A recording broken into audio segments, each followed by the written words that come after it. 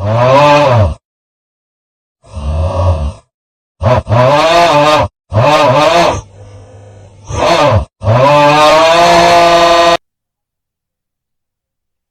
up, guys? Today, we're watching 3 school lockdown stories animated by Dr. No Sleep. Again, I haven't said this before, but I don't think so. Support the original creator, and me. I would like to get views and subscribers, but let's watch this. This is gonna be a longer video, but let's watch it.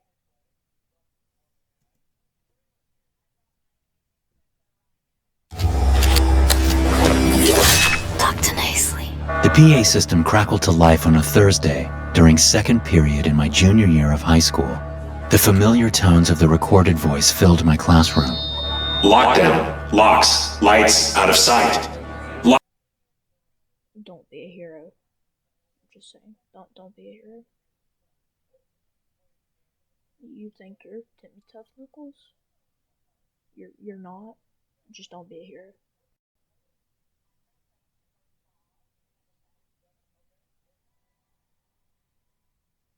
Sorry about that. Let's keep watching. Lockdown. Locks. Lights. Out of sight. The words kept repeating as Mrs. Danbury paused at the board and looked up at the speaker in the corner of the room. "Okay, you all know what to do," she said, rushing toward the classroom door to shut and lock it. Nervous chatter went up among the students as we rose from our desks and moved into position against the wall. "Is this real?" my friend Colin asked as we sat on the floor with our backs to the wall. "Must be," I said. "They'd tell us if it was just a drill." The sound of helicopter rotors was faintly audible over the recorded voice. Helicopters? What happened? Why are there helicopters? Also, why are y'all smiling? Of the lockdown alert, and the noise grew louder as we sat there in the dark classroom. After a few moments, it sounded like the helicopter was right over the school. A full minute passed before the helicopter moved. Why do you need a helicopter there? It's a school sniper. There's no helicopter needed. Let me stand up real quick. The chair's hurting me.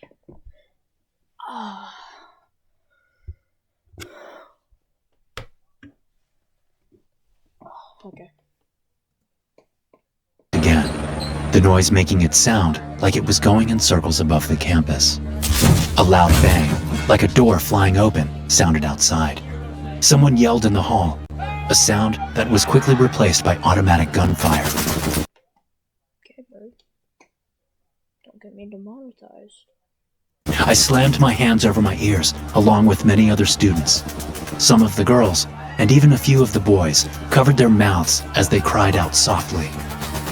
More gunfire erupted out in the hallway. It sounded as if there were 4 or 5 guns firing. An inhuman screeching sound pierced the air, making my eyes go wide. I looked over at Mrs. Danbury, whose face was drained of all color. She was the nearest. Why are people doing this to a school? It's not that. You ain't gotta do this, bro. It ain't that serious. It really ain't.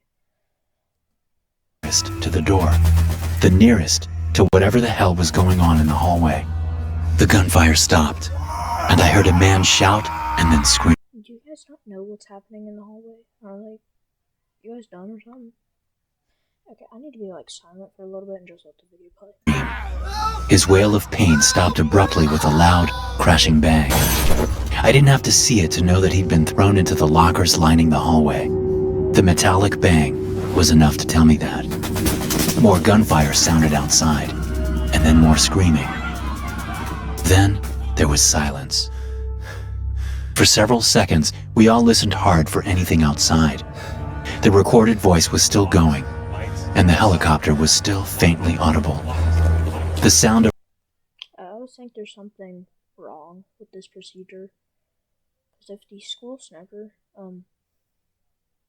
actually goes to your school, wouldn't they know what you guys do? Okay, moving on.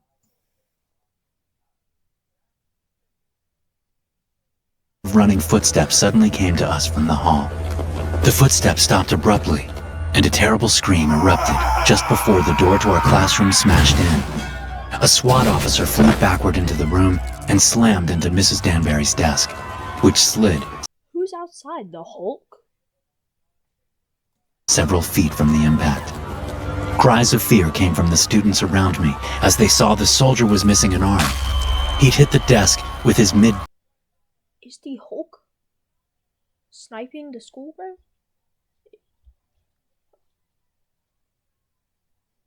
You can come in. My dog's at the door. You can come in. Okay. Who is this, the Hulk? back and had come to rest at an angle that told us his spine was broken.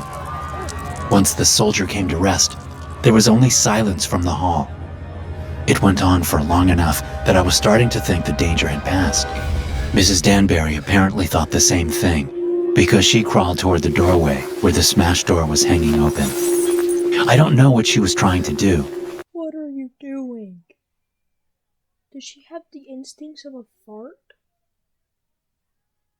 What? But as soon as I saw her move toward the doorway, I wanted to tell her to stop. Still, I made no sound, for fear of attracting whatever was Yeah, don't. It's called natural selection. Don't stop her. outside, if there was anything there at all. She peeked her head around the door jamb to peer into the hall. Her left hand came up to her mouth, as if trying to keep herself from getting sick. She stood up and turned around to face us. "Okay, we need to move to another classroom," she said. "The hall looks..." Why? Why? Why? I'm staying there personally. Like, me personally. Like, there's gotta be, like, closets or something in this classroom. I'm just gonna go into those and stay in there instead of moving to another classroom. A long, blistered, red and black arm with a claw-like hand darted down from the ceiling outside the doorway and grabbed Mrs. Danbury by the neck, stopping her words. Is there a skinwalker in the school? Is this true or not? This is not at all true. Okay, I know that for a fact. Also, why? Is that like a mix of a furry and a Hulk? It yanked her out of the classroom before any of us knew what was happening. We heard a scream and a thump from out. And this is why you don't make noise during a lockdown. 'Cause that's gonna happen. Actually, maybe a little less violent.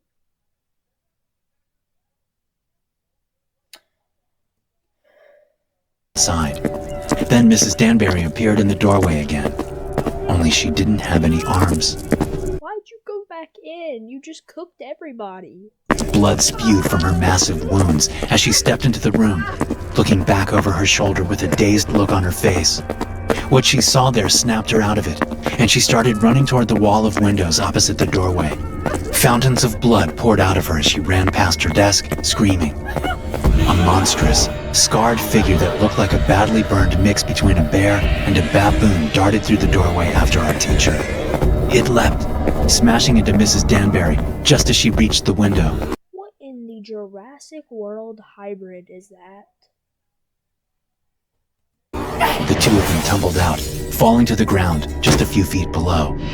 My teacher screamed once more outside, before her vocalization stopped with a terrible ripping sound. All of us students stayed frozen against the wall, staring at the broken window, waiting for the thing to come back in. The thing.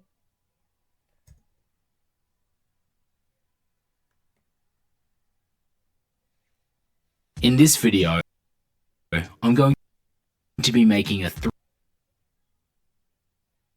all the 3D assets in the game will be created by Hidden 3D, who have sponsored this.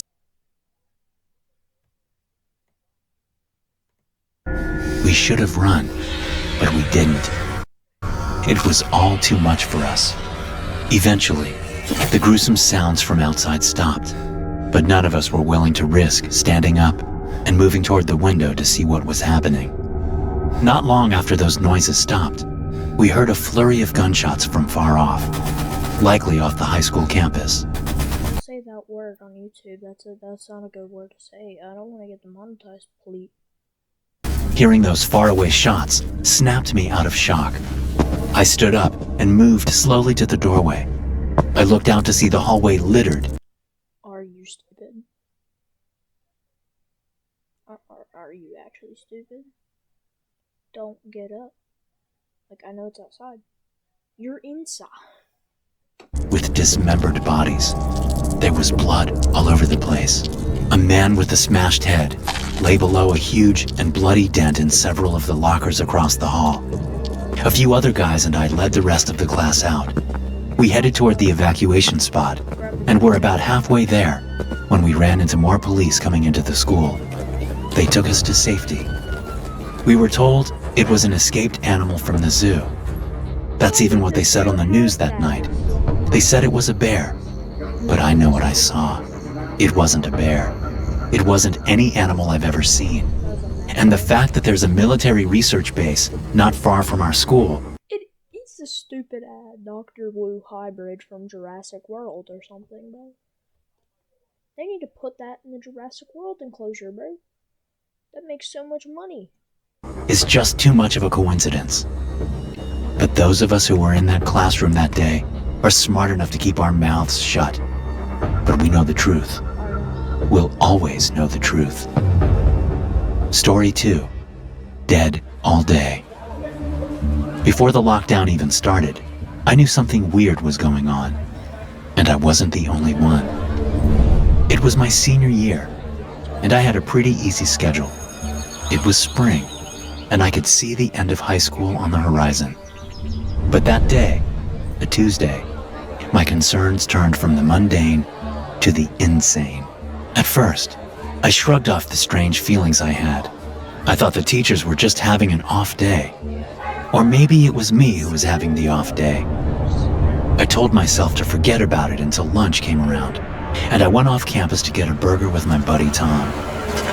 What's up with the Burger and fries from McDonald's? That'd probably go hard in a situation like that. Pause. teachers today? Tom asked, as we sat in the fast food drive-thru, waiting to pay and get our food. I turned, surprised at Tom, who was usually about as observant as an octogenarian with failing eyesight. Oh, he's a skinwalker too now. Okay. Yeah, bro, I think you need to, take off the headset. You've been in VR world too long. It's a mess with your head. You noticed that too? I asked. Yeah, man. They're acting really strange. Mr. Bemis was just staring at me during first period. His eyes were all wide and blank. It was creepy as hell. Then during second period, Miss Delia forgot how to spell the word algebra. She just stood there at the board, her hand up. Bro, were they all skinwalkers? Or did like some alien virus go through town? Is someone playing Plague Inc. right now? With these people? With the A and the L written. I swear, she stood there for a full minute before Courtney Miller asked her if she was all right. It was weird. Maybe they all got together and smoked a blunt this morning or something.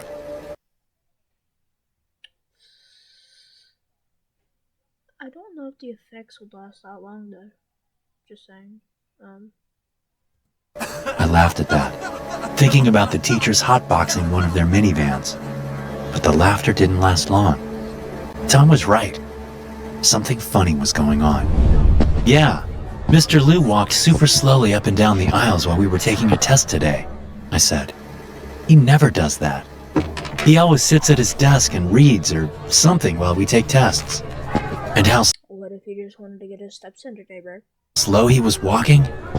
You'd have to try really hard to walk that slowly. Plus, I caught He's just trying to get his steps in, bro. a whiff of him as he walked by one time. He stank. Chat, what if he just forgot to take a shower or put on deodorant? He was wearing cologne or something. but I could smell something nasty underneath it. You know what? Tom said. That made me remember something. You know how Miss Delia is always so prim and proper? She's a neat freak, right? I nodded. I had Delia in one of my afternoon classes. Well, Tom continued, she looked kind of sloppy in class today. Her hair was frizzy, her makeup a little... Give me a second, I gotta stand up.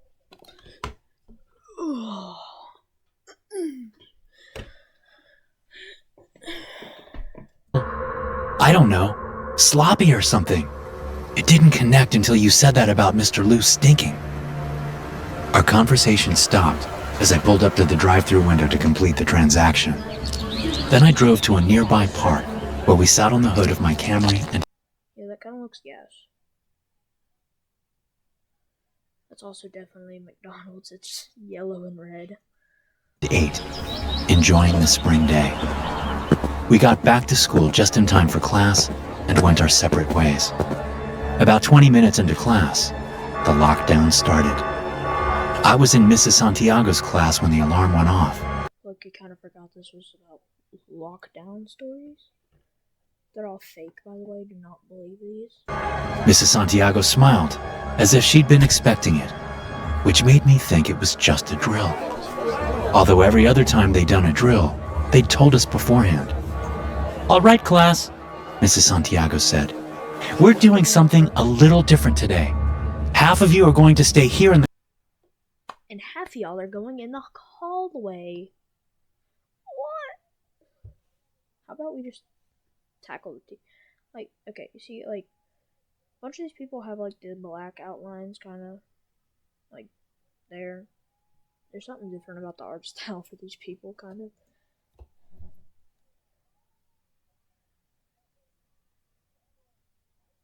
The classroom like a normal lockdown drill. The other half will follow me to another location. It's something new. We're trying to see how it works. I looked around, furrowing my brow. I didn't see the logic in it. Why would half of us leave the classroom to go somewhere else if there was a threat out there? A few other kids in the class seemed to share my concern, but most of them didn't care. They were simply willing to do what the teacher said. I waited for more information from Mrs. Santiago, but she didn't do anything for several minutes. After turning the lights off and locking the door, she just stood at the front of the classroom, hands clasped behind her back, looking at us with a small smile on her lips. Finally, just when I was about to ask her what was going on, she split the class in half down the middle, telling those of us on the left side to come with her, and those on the right to stay in the classroom. I stood and lined up with the other kids on the left, while those on the right got against the wall. We followed Mrs. Santiago out of the classroom, taking the right. I was 3 kids behind her, peering around them to watch her, thinking about the strange ways teachers had been... Little survival hack. If there's something weird going on, and you're in a group of, say, 5, you stay in the middle. So you don't... 2 people in front, 2 people in back. So you're not the last one to die. Actually, you're the last one. You're the first one to survive. Acting. She was in her 50s, with hair that had mostly gone from black to gray. Black.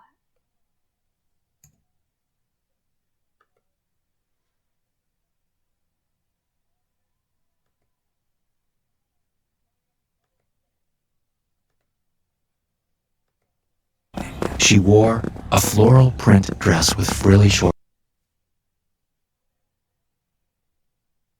Why? Okay.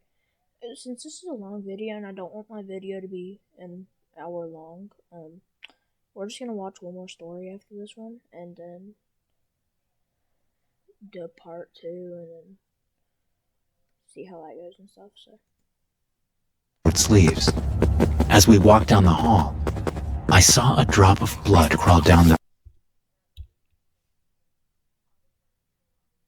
That's the point where I would start running. You know, remember, you're in a lockdown. Also, what are the other kids doing unsupervised? Are they the ones getting eaten? Are they the ones being devoured? Back of her arm from under the sleeve. It stopped just above her elbow. A bad feeling seated itself in my stomach as we reached the doors to the gym. Mrs. Santiago stepped aside and opened one of them to usher us inside. It was dark inside the gym because all the lights were off.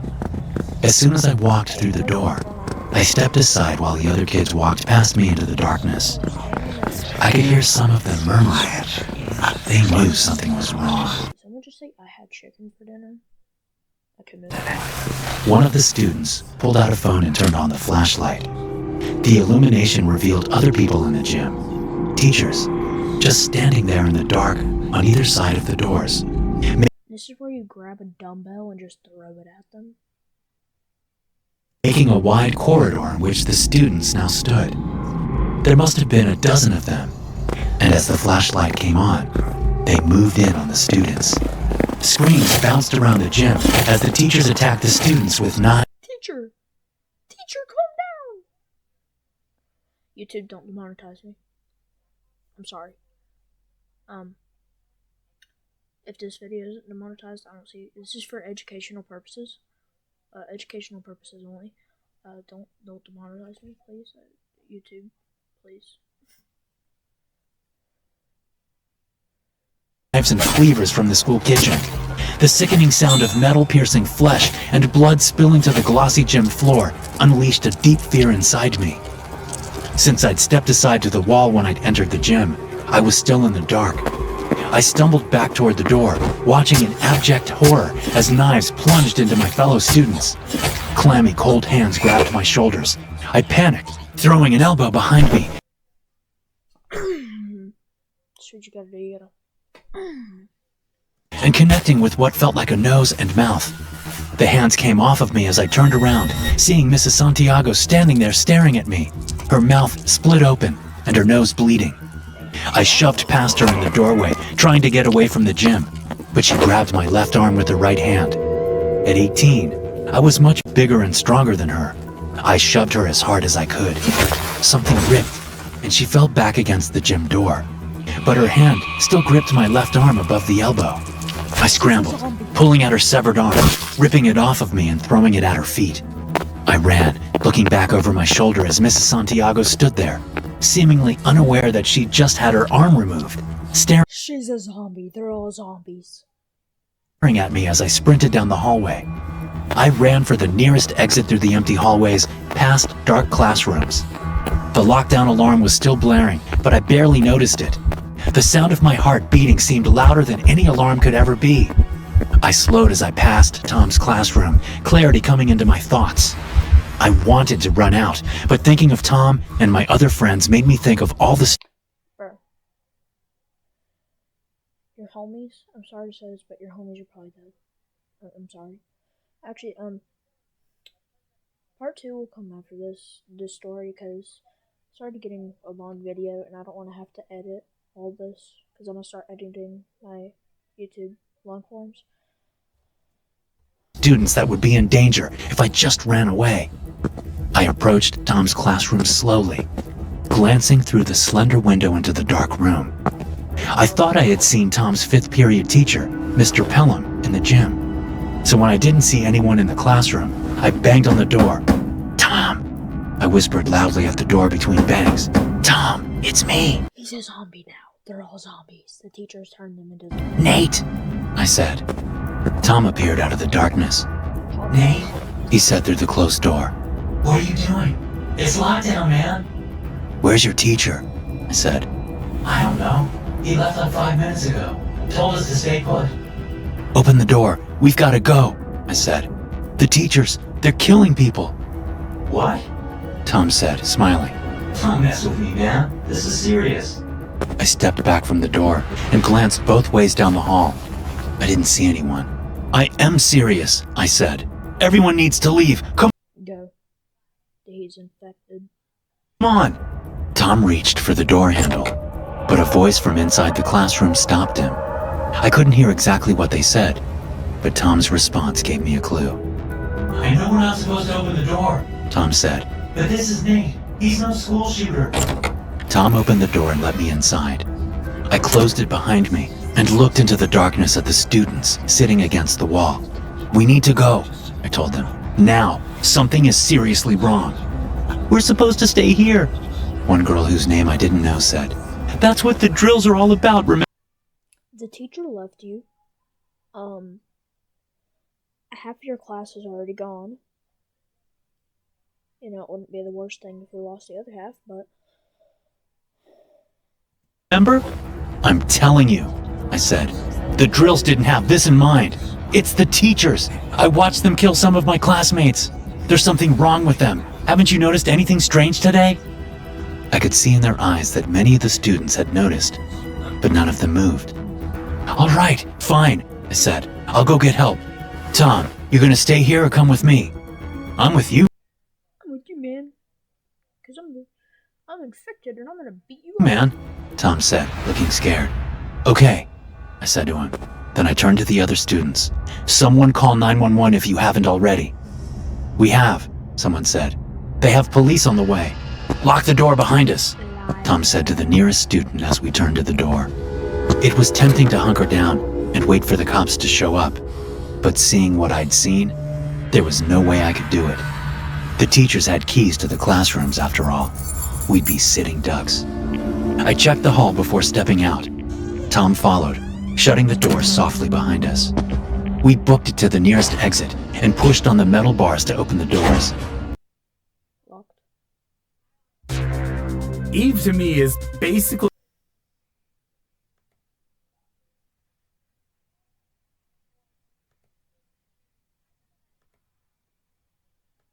They came open a few inches and stopped, the telltale rattle of chains coming from the outside. They locked the doors, I said in a harsh whisper. What the hell is going on here? Tom said. I looked around. Let's try the faculty area, I said, noticing that we were near the admin offices. Maybe they left one of those unlocked. Tom nodded. We moved cautiously through the halls toward admin, listening hard and keeping our eyes peeled. We ducked through the doors denoting the faculty area and saw a flickering orange light coming from the teacher's lounge. The door was closed, but, like most of the doors in the school, it had a thin rectangular window off-center through which the flickering light shone. I crept up to the door with Tom behind me. Taking a deep breath, I looked through the window. I saw a figure in the middle of the room staring right at me. I pulled my head back down. What? Tom said. There's someone in there, I said. Why are y'all smiling? Like, why? Then stopped. The image of the figure in the room took a moment to solidify in my mind. I stuck my head up again and looked through the window. The vice principal, a man named Ben Sheridan, was floating in the middle of the room, his legs and arms outstretched to make an X with his body. He was naked, and there was a short wooden spear jammed through his chest. The orange light was coming out of his eyes, nostrils, and wide open mouth, flickering as if from an inner What is this man's doing? Shoot him in the head, maybe that'll work. fire. There were also red glowing words and symbols written on the floors and walls of the lounge. Looky, that is literally Japanese, bro. Like, that's literally Japanese. That's she. That's literally all I know. That's she. Pulsating in time with the brighter light coming out of Sheridan's face. He floated just above a glowing circle on the floor, the edges of which He opened the gates to hell, bro. Like what? were surrounded by strange symbols and words. I couldn't read any of the words because they were in another language, but the symbols looked like they'd been taken right out of a horror movie. How is this happening? Tom said, and I realized he was standing behind me, looking over my head through the window. He sounded on the verge of tears. This isn't supposed to happen, he continued. This isn't possible. We need to get out of here, What do you mean supposed to? I said. Now. We moved past the vice principal's office and the principal's office, and past the admin office to the doors used by the faculty. I pushed on one of the doors, my hope disappearing as it, too, only opened partially before it was stopped by exterior chains. The principal's office, I said. Maybe the window's open, or we can break one. Tom nodded, following along, wringing his hands. As soon as we got into the office, I could tell that the windows weren't designed to open. I started looking around for something heavy I could use to break one of the windows. I located a heavy teaching award on the desk and picked it up. It was the shape of an apple attached to a wooden base. It weighed maybe 10 pounds. I glanced down at the desk plotter, noticing that it was a calendar. I looked at yesterday's date, reading a note there. Faculty meeting, 5:30 p.m. Something fell together in my mind. That's a weird time if, like, their school ends at 3. I was about to tell Tom about it when he spoke. "Someone's coming," he said in a harsh whisper. We ducked behind the principal's desk as a figure moved through the hall outside the office. I heard the door to the office open, and I clutched the award in my sweaty hands, mentally preparing myself to use it. "Nate Oshman?" a woman's voice said. "Is that you?" I stood up quickly, holding the heavy award over my head. It was Christina Henry, a pretty 20-something art teacher I'd had my junior year. "We need to get out of here," she said, holding up her hands. The faculty meeting, they were all cursed. And she didn't go to it. "I don't know what's happening with the other teachers, but they're killing students." "Yeah, no shit," I said. Cut the profanity, bro. Cut the profanity. Tom stood up, eyeing Christina nervously. She looked normal, and she sounded genuinely scared, but I wasn't about to let her near me. "Were you at the meeting yesterday?" I asked her, taking a shot in the dark. She looked at me with open curiosity. "The meeting? What are you talking about? Why is that important?" "Because I'm guessing that's the last time all the teachers were together in one room," I said. "Whatever happened to them, someone did it on purpose. You walked past the teacher's lounge. You must have seen it." "I was sick yesterday," Christina said, apparently seeing the logic in my thinking. "I missed it. Now, can we please get out of here? Whoever chained up the doors had to be able to get back in here somehow. I have a key to all the exterior doors. We can find the one and get out of here." I glanced at Tom, who looked at me with wide eyes, which he shifted down toward the desk. He was trying to tell me something. "Let me think," I said to Christina, then looked down at the desk. Tom leaned down and put his hand on top of a clipboard on the desk. I glanced at it, seeing it was a list of names, teachers' names. At the top of the sheet, it read, "Faculty Attendance," and right next to Tom's index finger was the name Christina Henry. Next to her name, a check mark. I love Roblox.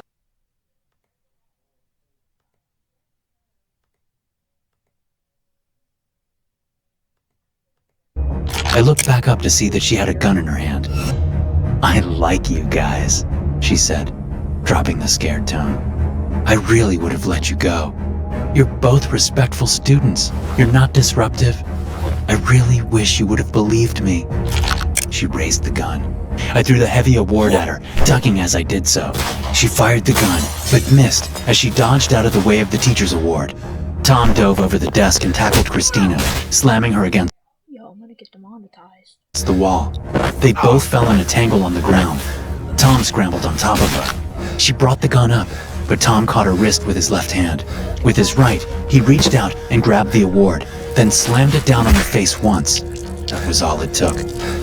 Seeing what he'd done, he clambered off of her, as if she were hot to the touch. I stepped over to her and felt Grab the blicky. her pockets for the keys she spoke of. I found them and darted out of the office. "Where are you going?" Tom cried. "We need to stop this," I said over my shoulder. I froze when we got into the hall. I could see through the doors to the faculty area that the hall was filled with teachers. They all had sharp implements in their hands, and they were all coated in blood. They stared at me blankly as they hurried down the hall. I ran toward them, stopping at the teacher's lounge. The doors to the faculty area were about 15 yards to my right. The teachers were 5 yards beyond that. I tried the knob to the teacher's lounge door, unsurprised to find it locked. Trying to calm my shaking hands, I fiddled with the keys, trying 2 of them before the doors opened to my right. I had time for 3 more out of the dozen on the key ring. To my left, Tom came out of the principal's office. "Oh, shit, man," he said. Tom, you ever heard of the term taking one for the team? We're gonna have to have you do that real quick. Run into all those teachers. Just tackle all of them. Most of them are old, so they won't be too hard to take down. Looking at the dead-eyed teachers bearing down on me. "Run, Nate!" he cried. I slid a key into the knob and turned it, amazed to find that it actually worked. I'd found the key. I stepped into the room and picked up a chair from the wall just as the teachers crowded the doorway behind me. I stood outside the glowing circle on the ground and used the chair to shove the floating vice principal. I had to put all my strength into it, but it worked. As soon as he reached the opposite edge of the circle, he fell to the ground. Immediately, the glowing lights in his face disappeared, leaving only scorched black holes. The foreign words and symbols all over the floor, walls, and ceiling stopped glowing too. Behind me, I heard bodies falling to the floor. I turned around to see that Did they just all die? all the teachers crowding the hallway were now sprawled out. I knew instinctively that they weren't unconscious. They were dead. They'd been dead all day. At least now, they weren't trying to kill us. Behind us, outside the school, the sound of approaching sirens was like music to my ears. Story 3. Hungry High School. History. Alright.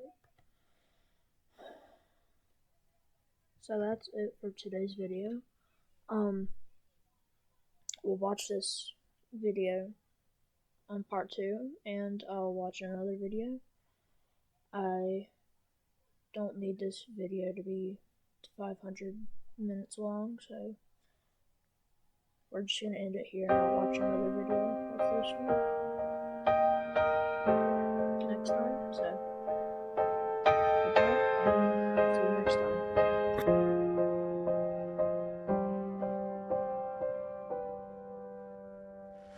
Thanks for watching, glad you stayed. Every laugh and every reaction made. If you had fun, then you know what to do. Hit that like and subscribe if you're new. We've got more surprises.